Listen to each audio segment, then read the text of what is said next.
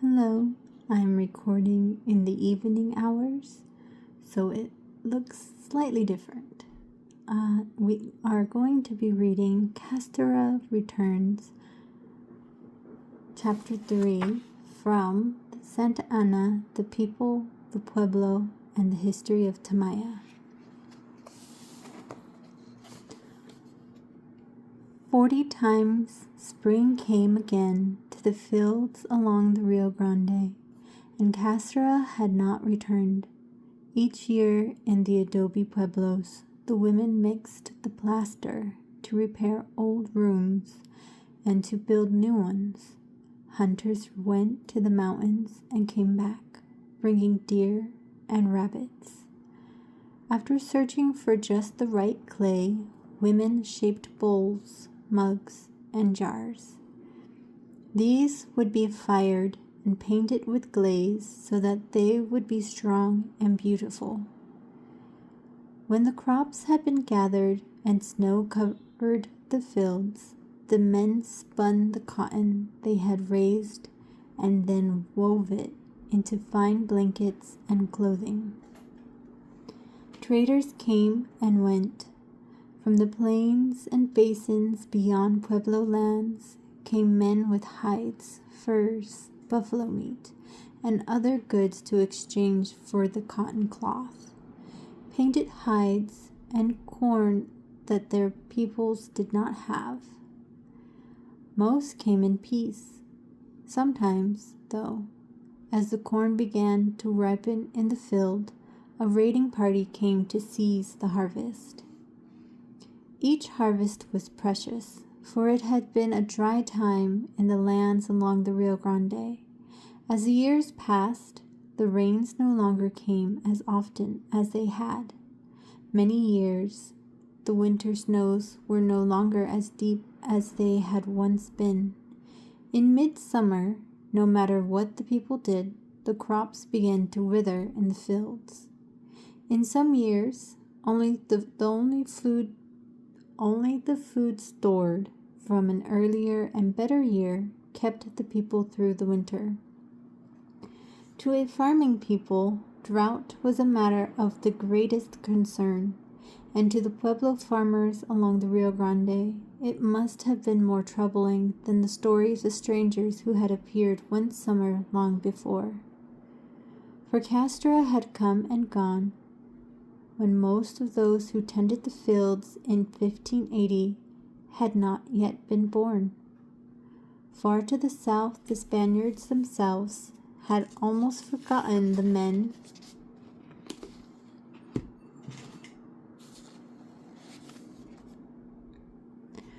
who had marched north with Coronado. They had brought no treasure back from their journey. But other men had found fortunes in the mines of New Spain.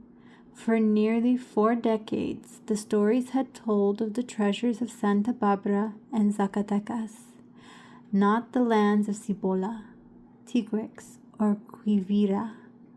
Those who remembered the tales of fabled cities to the north were gone. Even if the tales of treasure to the north had been told once again, the laws of Spain no longer allowed a man to lead a huge army beyond the frontier to conquer Indian kingdoms. Explorers, by law, had to go in peace. They could not seek slaves and plunder in the lands beyond their own. But if explorers no longer dreamed of vast treasures and golden kingdoms to the north, Castora had not lost all interest in its people. As Spaniards settled in the northern reaches of New Spain, they heard from the peoples there of others who lived even farther north in large houses. As Christians, the Spaniards believed that they had a duty to spread the word of God to unbelievers.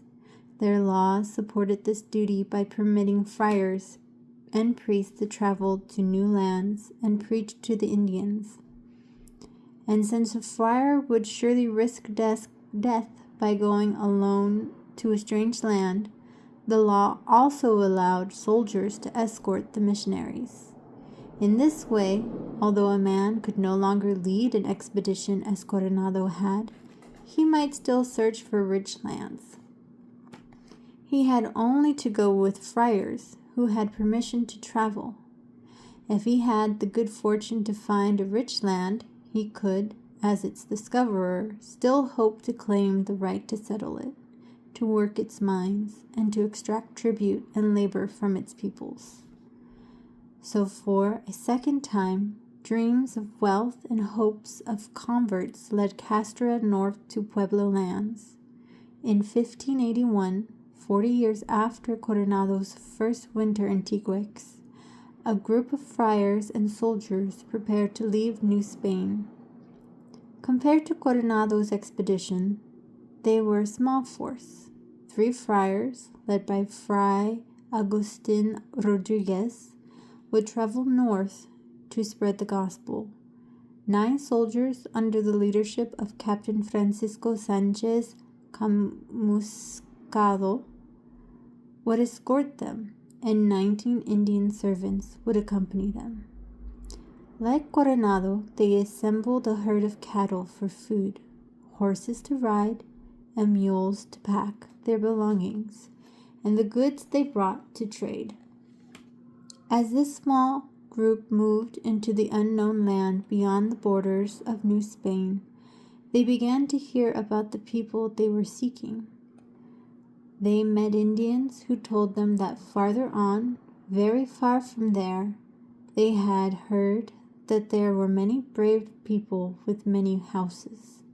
These people, the Indians said, had an abundance of corn, beans, and calabashes, squash, or pumpkins, grew cotton, which they spun, wove, and made into blankets, and lived in large houses 3 and 4 stories high.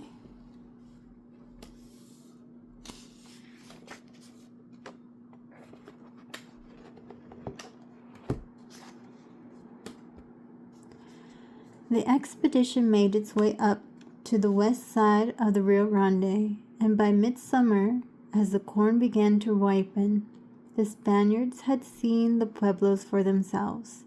When Coronado and his men reached the Teguix area along the Rio Grande 40 years earlier, they had been disappointed, expecting golden cities.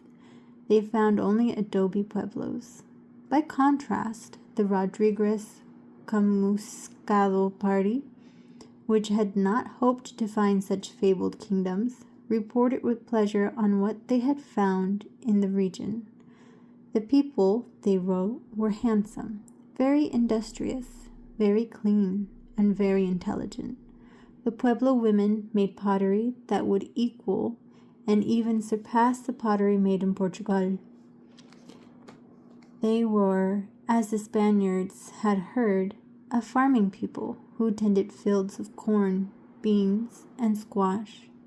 They also raised turkeys, and many men had corrals,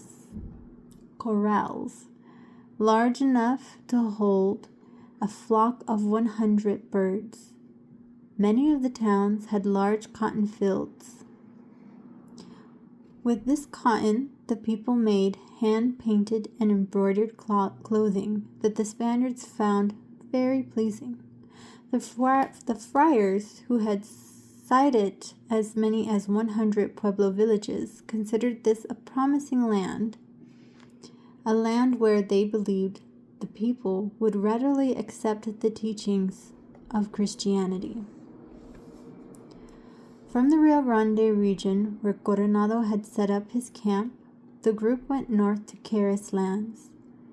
There they were welcomed by people who lived in well-built houses of 4 or 5 stories. These pueblos had passageways and rooms 24 feet long by 13 feet wide, whitewashed and painted, with very fine plazas and streets between the buildings. At a pueblo that they named Castillaje, the Spaniards found 40 houses of 2 and 3 stories. Beside this town ran a stream of water with which the natives irrigated their cornfields. Beyond this pueblo, on a stream that emptied into the Rio Grande, the Spaniards found 4 more pueblo villages. The land of the Caris people, they wrote, was more highly developed than any of the provinces they had yet seen. We're going to pause here. Thank you for joining me.